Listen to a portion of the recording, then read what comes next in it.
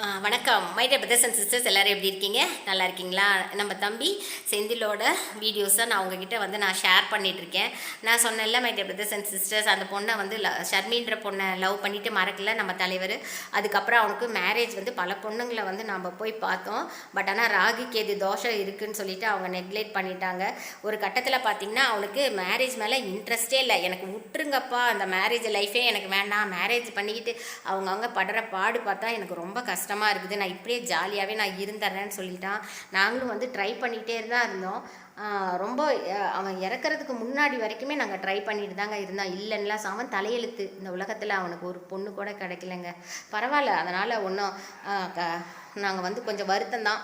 அவன் எங்ககிட்ட ரொம்ப ஜாலியாக இருந்துட்டு எங்கள் அம்மா மடியிலே உயிர் போயிருக்கு அப்படின்னா அவன் எப்பேற்பட்ட ஒரு லக்கி ஃபெல்லோ தானே என் தம்பி. ஒரு லக்கான ஒரு பையங்க. அதை நினைக்கும் போது எனக்கு ரொம்ப ரொம்ப சந்தோஷமாக இருக்குது. வேண்டாம், அந்த உலகன்றது ஒரு ஹாஸ்டல் மாதிரி.